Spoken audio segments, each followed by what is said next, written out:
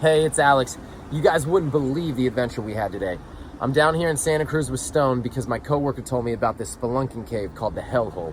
It's pretty gnarly. I wound up doing a ton of research and we went to check it out ourselves. We made it a little bit in there, but dang, we're gonna have to bring a lot of gear just to make sure that we're safe. This thing is pretty sick, so stay jonesing and see this little preview.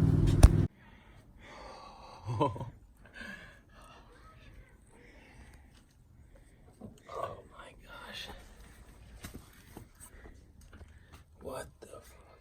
Yeah.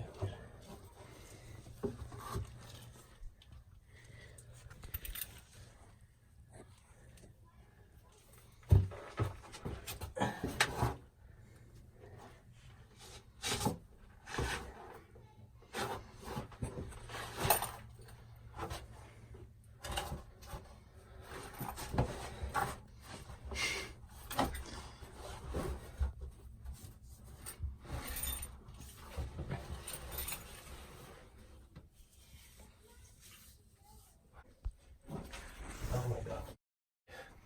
There's a huge room over here. Shit. Holy shit! You scared the shit out of me.